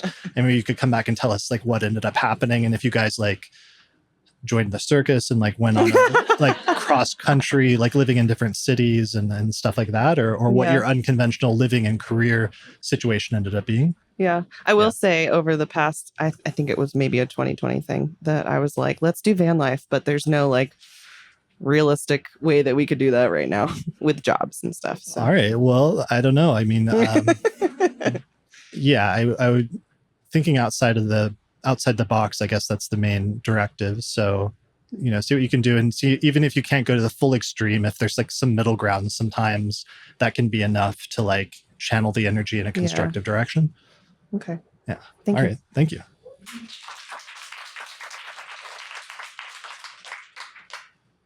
All right.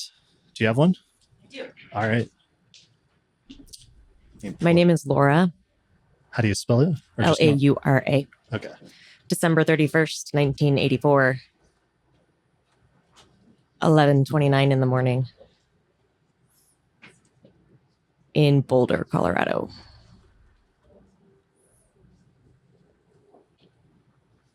All right. Is your ascendant for Aries? Yes, it is. What house system do you want to use? Whole is great. Okay. Thank you.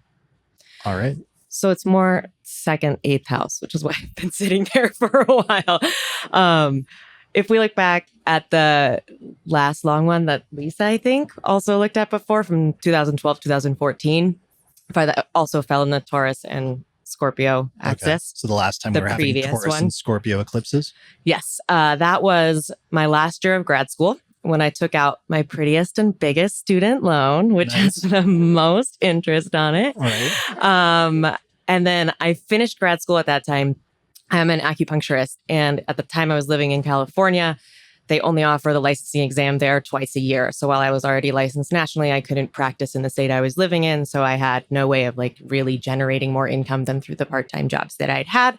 At the same time, my student loans then like left deferment. So I was starting to pay a whole bunch back and having a hard time getting stuff coming in the door. So there's just a lot of resources. I also knew at that point that I wanted to move back to Colorado. I ended up moving back here. I'd been living in California for 11 or 12 years, and I got rid of nearly everything I owned at the time. I moved back in like a Honda Accord, was like everything that I brought back from a decade of my life. You got rid of all of your possessions? All of my possessions. I love that. It's a great second house eclipse story. I was like, done with that. Yeah. So now, as I'm looking again, as like we're back into a second, eighth house axis for me, one of the things that brought me back here was to help be able to hang out with my grandmother because she was freaking awesome. And she got sick at the beginning of this year, and I took a lot of time off of work to help her out. And that means that since I work by and for myself in a client-facing business, there was once again no income unexpectedly for about a month. And then I caught COVID. So I noticed at the start of April, it's the first time since I started my business that I was like, oh, finances are not where I expect them to be. Like, this is a different thing. Right. And at the same time, I know when I'm looking at the second, eighth house axis, like my grandmother lived to be 94 and worked very hard to save a lot of money to be able to pass on to her grandchildren. And there's not a lot, but I know that there's going to be like a shift of income coming that way. Mm-hmm. So when I look at it, it's just been another set of like a resource reset as far as other people's money and my money. That's what I've got. That's brilliant. So you got both the second house stuff, but also eighth house. Some of the things that can come up is not just debt, but also inheritance in some instances. Yeah. Yeah, that makes sense.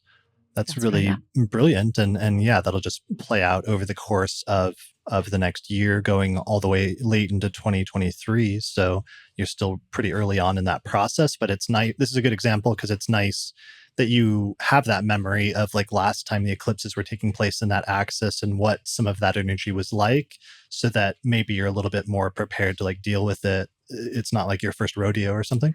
Yeah. And the last time, again, it was a moment where I was like, I'm getting rid of everything I have. I'm suddenly having to pay all these things back. This is wild.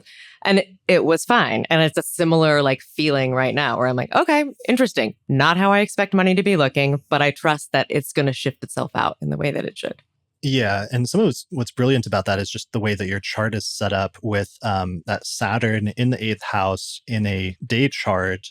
And the ruler of your second house is Venus, which is in Aquarius, square Saturn, but with reception.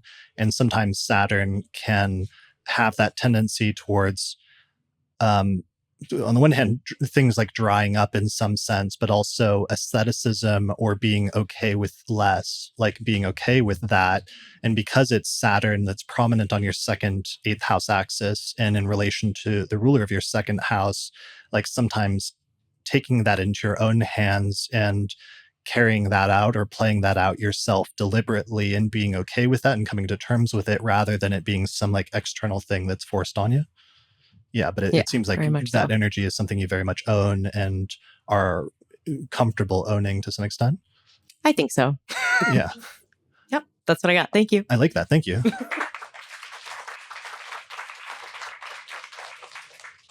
All right. I think we might have time for just one more example. You got one? Yeah. All right.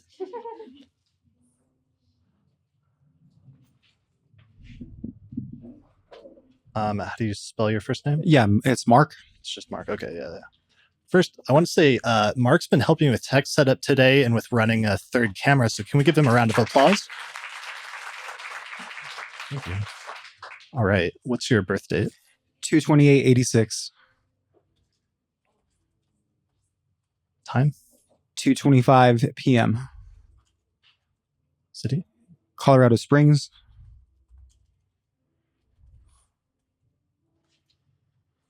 All right. 29 Cancer rising. Yep.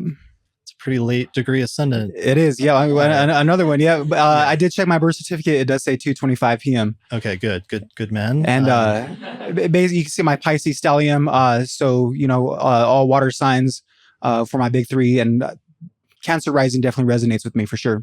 Okay, cool. So you feel good about that. What's your eclipse story? Yeah. So as I'm looking at the sheet, thinking back to when I moved to Las Vegas in 2019, which was March. So what precipitated that was the eclipses in 2018, because at that time I was DJing on a local radio station here in Denver. It was 89.3 FM KUVO, so really cool community-based station. And at that point, that was really a highlight of my career. I was really looking to be a DJ at that time and still currently am.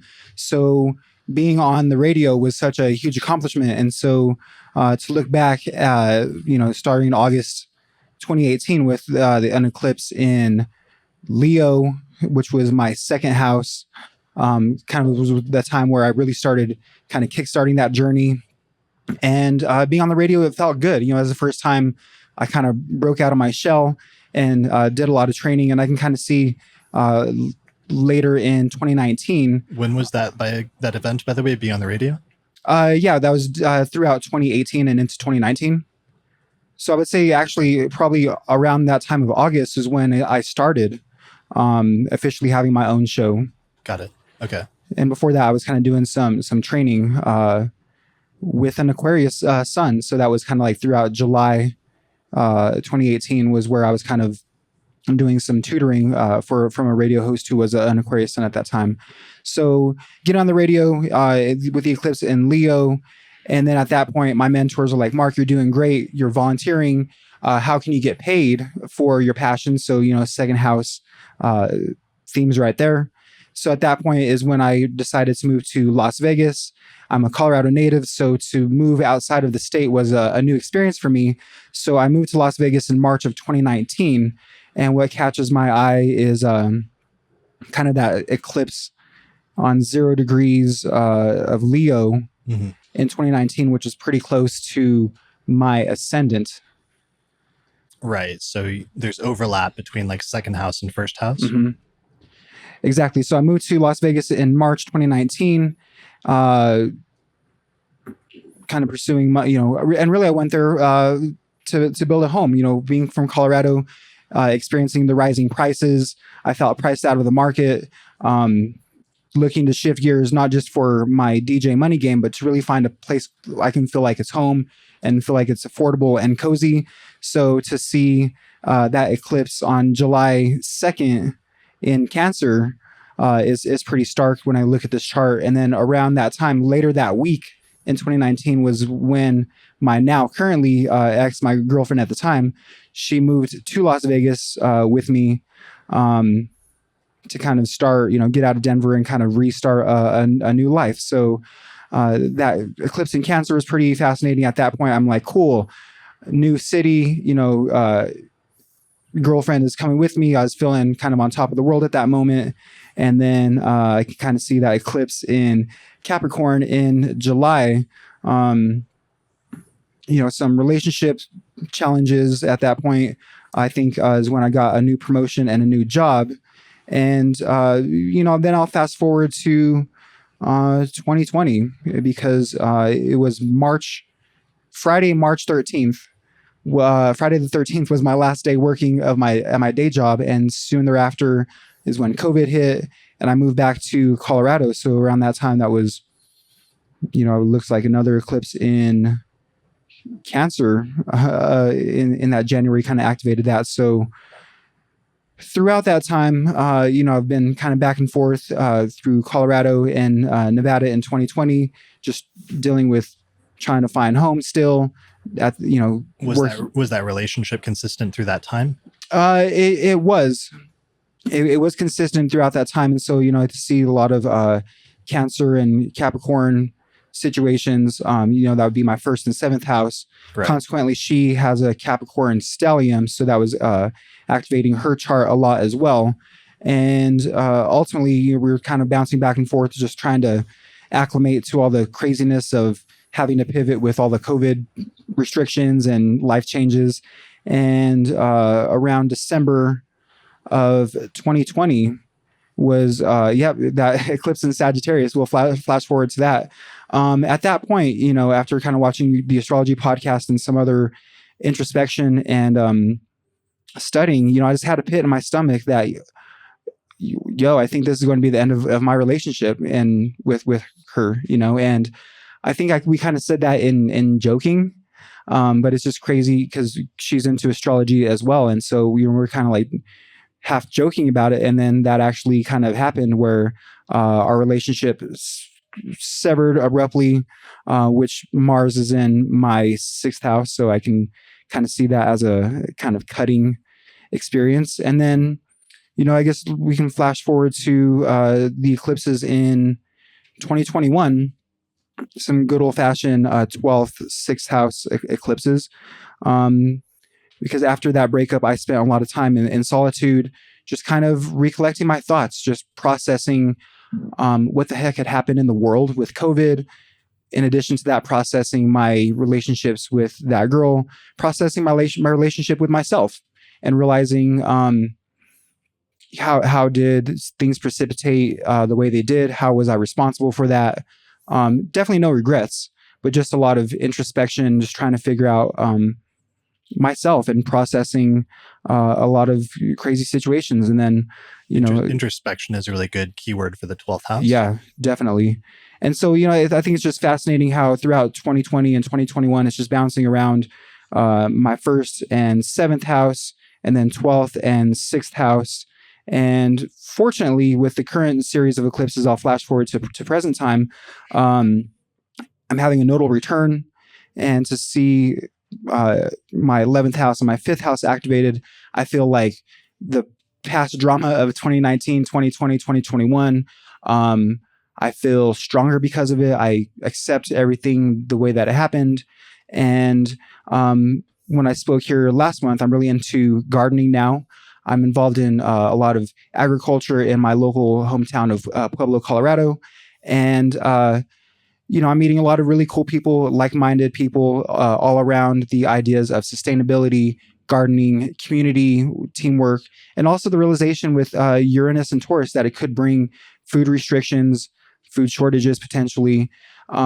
So it's just relieving to feel like I'm part of a community who has... it feels like we have a collective understanding of how to kind of get through these situations together. And then how that's activating my 5th house. Last week, I was just doing some community gardening, randomly met a really cool girl, like out of the blue. So didn't really expect that. And, I feel like lately things are pretty fun. My Scorpio 5th house, I'm really into composting. So something about the death and decay. Yeah, literally, I'm like very obsessed about Scorpio obsession. People are tossing out grass clippings. I'm like doing a U-turn and packing up my SUV to like compost it. So I wish you guys could see my backyard. It's kind of a crazy house, but I just feel very, very at a good spot right now. Just doing things for fun, doing things for agriculture, and feeling like I fit into a bigger community after kind of some dramatic 2020, 2021. Yeah, and that makes so much sense also in terms of, I know, we had a lunar eclipse in Taurus last November, and it wasn't too long after that I know you reached out to me and you wanted to connect because you'd been wanting to connect with other astrologers as part of a community for a long time. And we started talking, and then we had that recent Taurus eclipse just last month, and we met for the first time. And then you then ended up playing a really integral role in helping me to set up for this meeting, and suddenly find yourself, sort of in the center of a community of astrologers here. So I can see your 11th house eclipses playing out there at the same time in that way. Definitely, yeah. It's like all my current passions, still including music. It's the opportunities to do that. Astrology really deepened that practice in the last 3 years.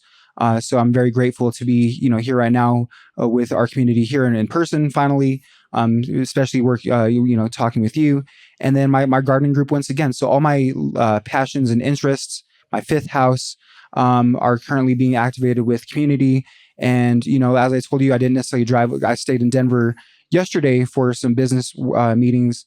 We're working to try to bring a new restaurant to Pueblo, which is a nonprofit, pay what you can type model.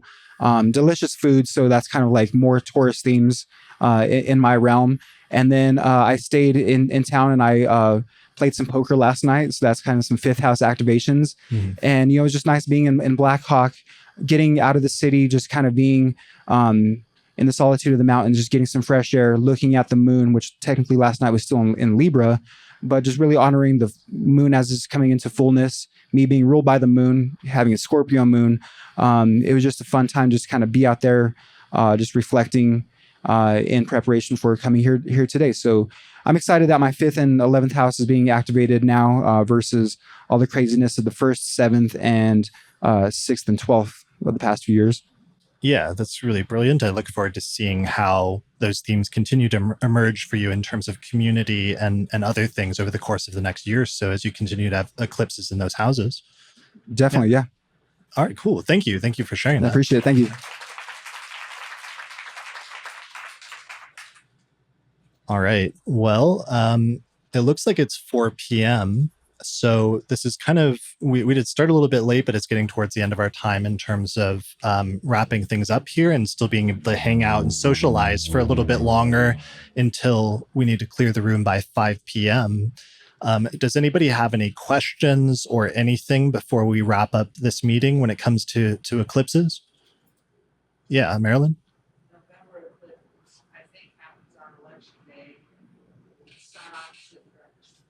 Yeah, let's pull that up really quickly. That one's, I'm not looking forward to that one. That one looks kind of scary. I'm not going to lie. All right.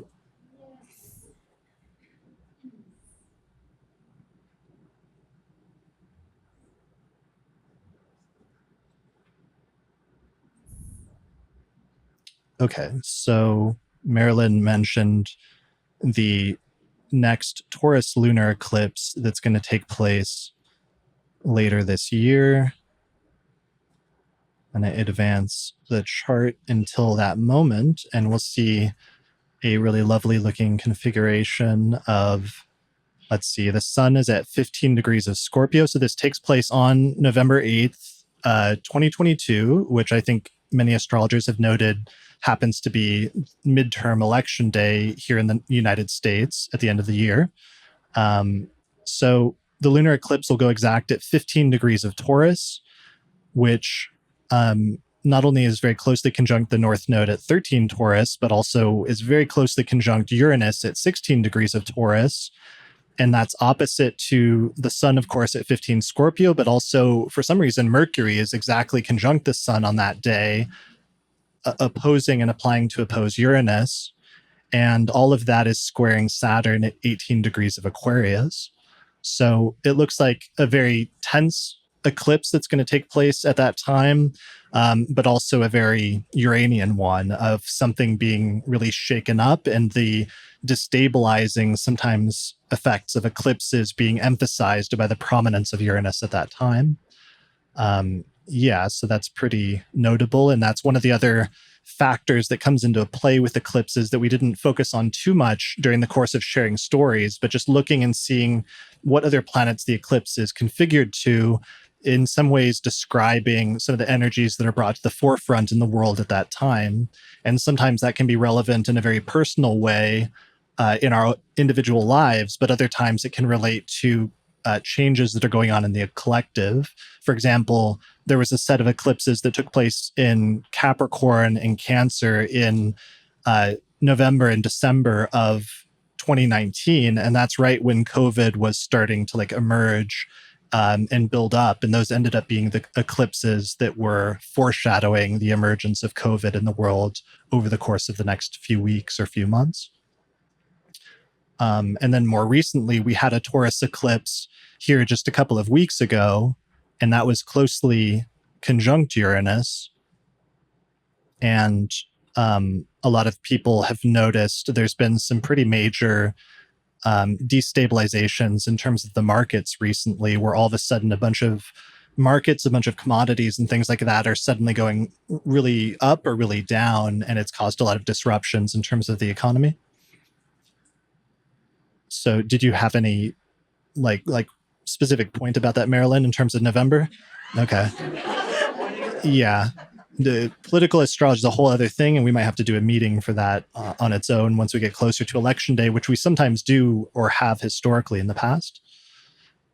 Stephanie? I just want, sorry, my voice goes out sometimes, that Mercury's Cassini, the sun, that day. It's not combust. It's right there in the heart of the sun. Yeah, Mercury's right in the heart of the sun on election day in November. Yeah, there's a lot of big stuff. I mean, it's going to be a really important, potentially turning point in terms of the country. And I think that, whatever party controls the House is going to be decided at that point, and whether the Democrats retain it or whether it changes hands to the Republicans. Which then will precipitate and lead into, immediately after that, the next presidential election, which will take place exactly 2 years later. But that's the lead up to that. Yeah. Also in that chart, I didn't notice it's going to put up there. The Saturn being in the 5th house means it's not going to be a fun contest. That the square with Saturn is going to be, it's not going to be a fun eclipse. Contest. Fun contest, yeah. There'll be some sex scandals. Or maybe it's the abortion issue being the deal. About children. Yeah. So that's a whole, maybe we could do a follow-up meeting on that at some point, which is just predicting with eclipses in mundane astrology and talking about world events and how eclipses relate to that. That might be a fun meeting at some point, not quote unquote fun meeting at some point, which is just eclipses sometimes being harbingers of major world changes. Yeah. All right. Yeah. It's not related to the elections, but I was researching that Jupiter is starting a new 12-year cycle as it enters into Aries. Mm-hmm. I was wondering if you could speak on that a little bit. Yeah, I mean, that might be something we could do, or it might be fun to do a whole meeting on. I don't know if I have anything to say about that right now immediately in terms of just relating to the topic of eclipses or anything like that, but everybody should think about, because Jupiter just changed signs, what whole sign house it just went into in your chart, and that potentially being an area of growth and expansion over the course of the next year. As Jupiter moves through Aries, it will retrograde back into Pisces at the very end of the year briefly. So it's not completely done with Pisces, but one of the things you can do, as we did with eclipses, where we thought back 8 years ago, is if you want to know what a current Jupiter transit is about, think back to 12 years earlier, what areas or what topics were activated when Jupiter went through that house, and you'll sometimes gain some insight or a preview into what's coming up as Jupiter again returns to that sign. Yeah. Any other? Yeah. I just, another thing it's going to be really interesting to tie in eclipses is when they happen on your as part of your solar return chart, because I had one that happened in 2007 on my birthday and as part of my solar return, and there were like things that happened that in my whole life that year basically was like picked up and like thrown in a whole different direction, and there were transits to justify what had happened in my life at that time. And I went back and realized that there was an eclipse in my solar return chart. I know that's not what we're talking about, but I don't know, I just wanted to put that out there because it can be really impactful for your year and can really blow up the whole symbolism, I think, of eclipses when they impact your year that way, your solar return. Yeah, for sure. That's a great way of personalizing eclipses, is seeing if you have an eclipse in your solar return chart and that year of your life actually having much greater importance or standing out in some significant way in terms of your overall life chronology compared to other years. That's a really great point. And that also happens with secondary progressions, which is that all of us at different points will have a secondary progressed new moon and full moon. And that can be like the beginning of a new cycle when you have a secondary progressed new moon, or the culmination of something you started many years earlier when you have a secondary progressed full moon. But if one of those lunations also happens to be an eclipse, that can supercharge it and make it even more important for you than it might be otherwise. So that's another good way of paying attention to eclipses. Another good way of paying attention to eclipses or seeing if they're going to be important for you is if you do the technique of annual profections, where you just count one sign per year from the ascendant. If you come to a year where it activates Cancer or Leo, so that one of the luminaries is activated as a Time Lord for you in that year, then eclipses are going to be more important for you in that year compared to other years of your life. So that's one of the other filtering factors that we haven't been applying so far here, but it's kind of implicit because sometimes that's the reason why some of these eclipse stories ended up being more important than others. It's because there were background techniques that were indicating that those eclipses would be important in that year. So many other things to think about and lots of other things we can go into, but I think that's it for this meeting of the Denver Astrology Group. So thanks everybody for joining us today. We're going to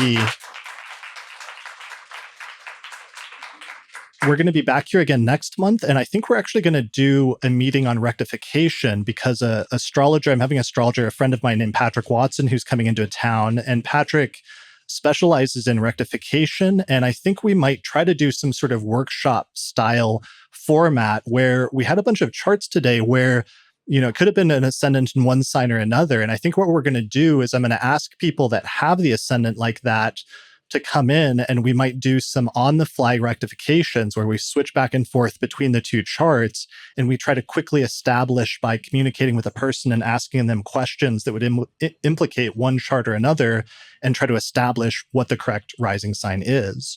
So I'm pretty sure that's going to be the next meeting, and it will be with Patrick here in person in Denver. So everyone be sure to join us for that on the second Saturday of next month in June, and we'll see you again next time. Special thanks to all the patrons that supported the production of this episode of the podcast through our page on patreon.com. In particular, thanks to the patrons on our producers tier, including Thomas Miller, Catherine Conroy, Christy Moe, Ariana Amour, Mandy Ray, Angelique Nambo, Sumo Kopic, Issa Sabah, Jake Otero, Morgan McKinsey, and Kristen Otero.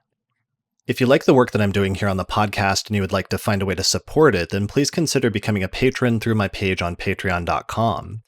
And in exchange, you'll get access to bonus content such as early access to new episodes, the ability to attend the live recording of the month ahead forecast each month, access to a private monthly auspicious elections report that we put out each month, access to exclusive episodes that are only available for patrons, or you can also get your name listed in the credits at the end of each episode. For more information, go to patreon.com/astrologypodcast. The main software we use here on the podcast to look at astrological charts is called SolarFire for Windows, which is available at alabe.com, and you can use the promo code AP15 to get a 15% discount. For Mac users, we use a similar set of software by the same programming team called AstroGold for Mac OS, which is available from astrogold.io, and you can use the promo code AstroPodcast15 to get a 15% discount on that as well. If you would like to learn more about the approach to astrology that I outline on the podcast, then you should check out my book titled Hellenistic Astrology, The Study of Fate and Fortune, where I traced the origins of Western astrology and reconstructed the original system that was developed about 2,000 years ago. And in this book, I outline basic concepts, but also take you into intermediate and advanced techniques for reading a birth chart, including some timing techniques. So you can find out more about the book at HellenisticaStrology.com/book. The book pairs very well with my online course on ancient astrology called the Hellenistic Astrology Course, which has over 100 hours of video lectures where I go into detail about teaching you how to read a birth chart and showing hundreds of example charts in order to really demonstrate how the techniques work in practice. So find out more information about that at theastrologyschool.com. Also, special thanks to our sponsors, including the Mountain Astrologer magazine, which is available at mountainastrologer.com, the Honeycomb Collective Personal Astrological Almanacs, available at honeycomb.co, and the AstroGold Astrology app, which is available for both iPhone and Android at astrogold.io.